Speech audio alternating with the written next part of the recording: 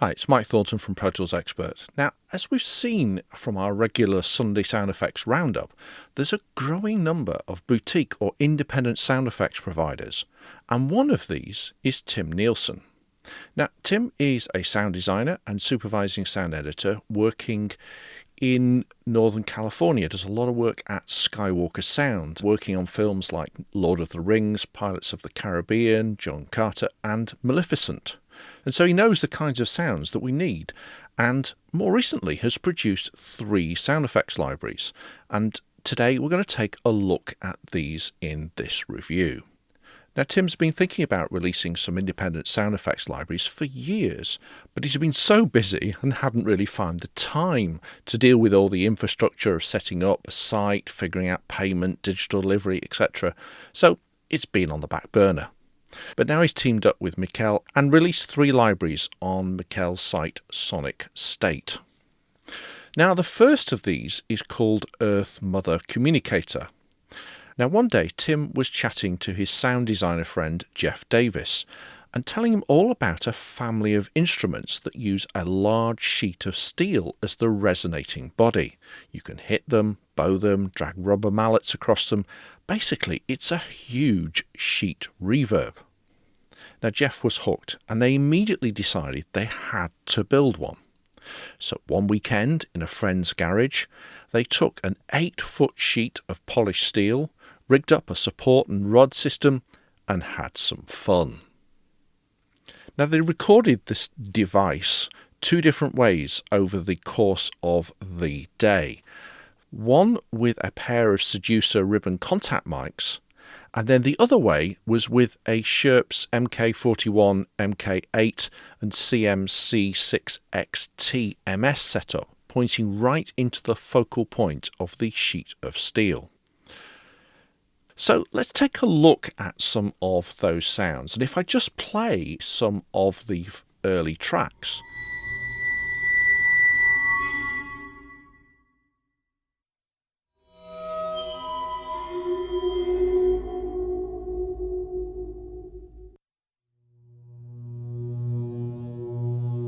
You can start to get a sense of the different sounds that you can get, all from this same device. Nothing different, just the way that they played it.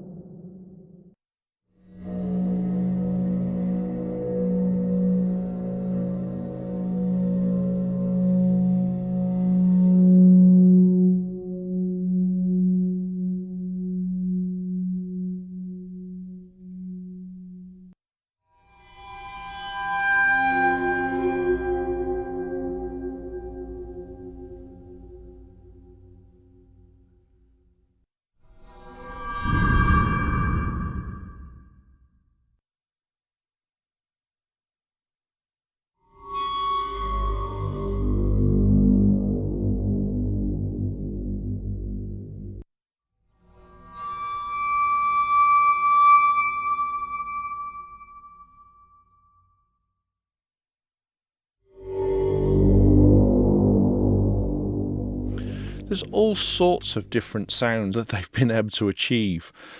Some very short, some very long, but really difficult to categorize. And it's interesting that here on the file comment, each file has the same comment. And I suppose the only thing I would have liked is some indication as to whether they were high-pitched, low-pitched, pure, distorted, some indication of the sort of sound that this particular take had. Because at the moment, I've really nothing to sort of go on. I just have to go around trying different sounds out and previewing them to see what they might sound like. So, amazing sounds, absolutely amazing.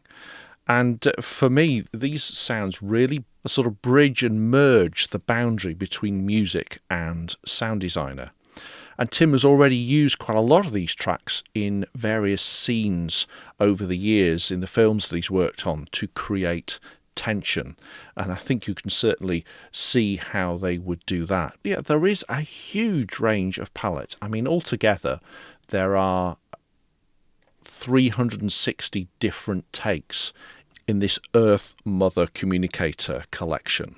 Now, moving on to the second of Tim's libraries, this one is called Ether, and as Tim describes it, it's a library of sounds culled from the airwaves. Now, Tim said that when he was about 10 years old, his brother got a shortwave radio for Christmas and was immediately enthralled.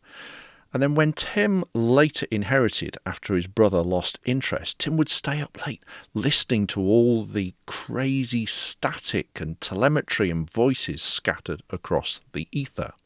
And to this day, these sounds still amaze him. And so he decided to create a collection of various sounds that radios make. Using a collection of radios, including a Sangean 909 shortwave, a realistic DX302 vintage shortwave, a small Lacrosse emergency weather radio, and years ago he'd learned of a recorder called a VC3 that was designed to record the sound of the Aurora Borealis. And basically what it does is it turns electromagnetic frequencies into audible tones. And so Tim harnessed this McCreevy VC3 EMF recorder and wandered around a variety of electronic gear listening to the electromagnetic waves that they radiated. And so this collection, not unsurprisingly, is called Ether.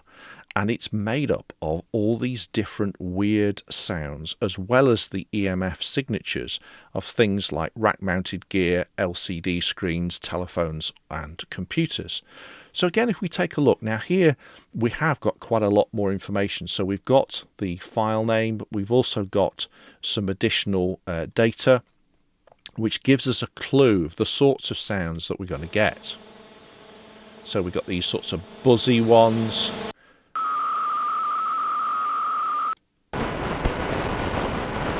So we've got some fast tuning through.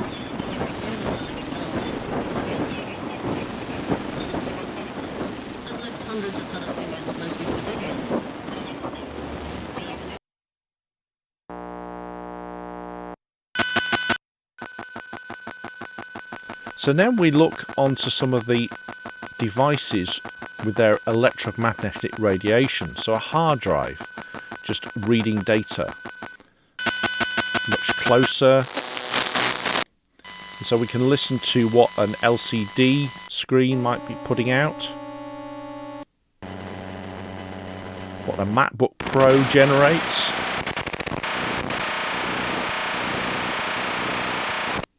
timecode generator,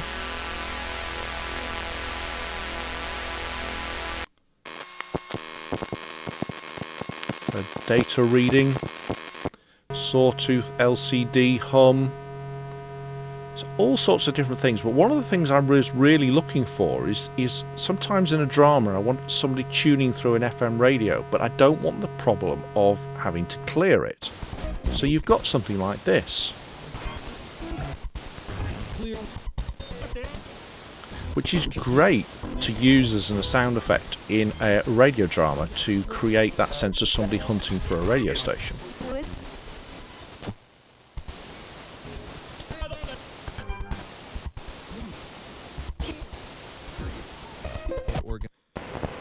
So we've got all sorts of different processes. Now, one of the things that Tim does say is he hasn't processed any of these at all. These are exactly as came out of the radio. So here's some of these things from the VC3.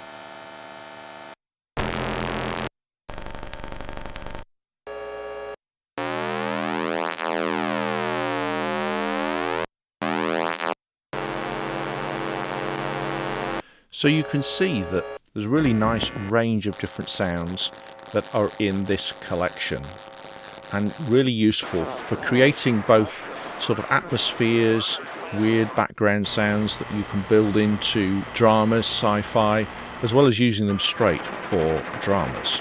So that's Ether. And then finally, we've got Yellowstone. Now, Yellowstone is a completely different library again, and this is Tim's third library. And as Tim describes it, it's the result of a love affair with Yellowstone.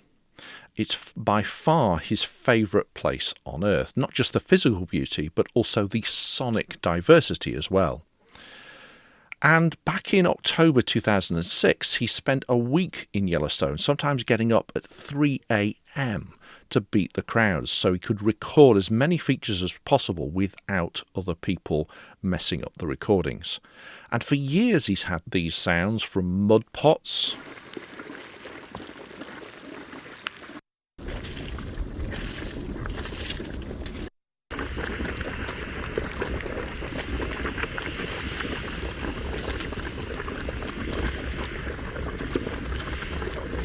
to geysers.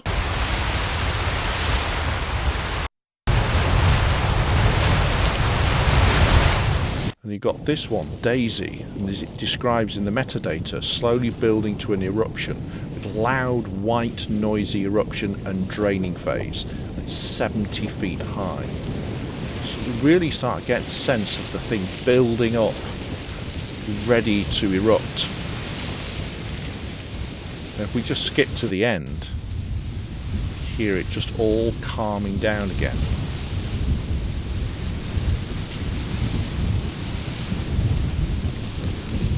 And then we've got this one with a short eruption. So if we just go to where it's going to erupt, it's really nice to be able to use the waveform preview in the workspace window. Whoosh.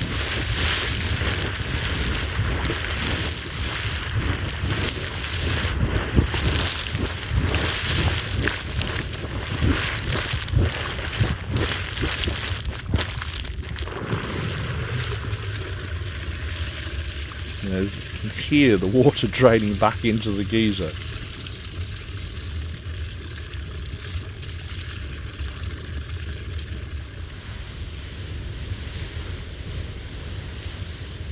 You hear all the different spraying around.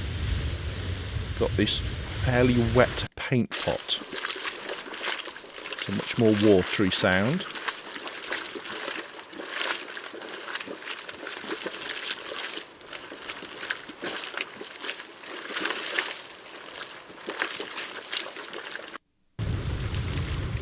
Deeper whoosh geyser.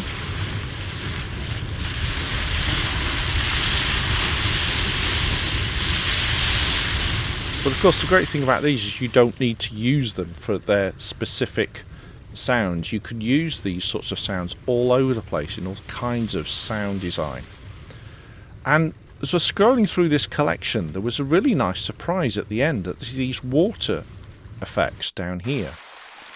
So as he describes here, this is a runoff stream, fast moving, smaller one. So you've got these lovely little streams bubbling away. No alien sounds in the background, just nice and clean.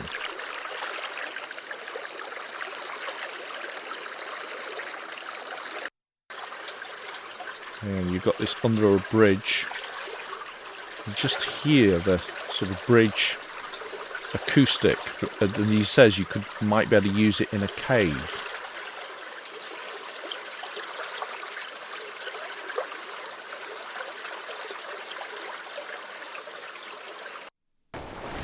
So again, a lovely range of different sound effects. And you've got the small geysers right up to the really big ones, the castle geyser, over 100 feet high. Real deep roar.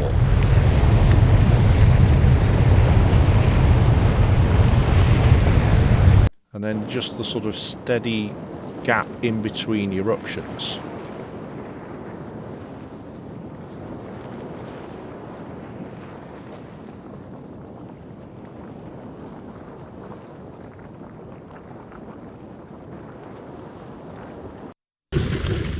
So again, another really interesting collection of sounds, and it's really great to see people like Tim produce these collections You may not use them every day, but when you need something along these lines, then they will fit that hole. They will plug that hole. And again, great opportunities for all kinds of sound design work, not just using them in their sort of literal mode. Create all sorts of different weird sounds from these mud pots running, bubbling, and these really nice sort of wet, gurgling mud pits.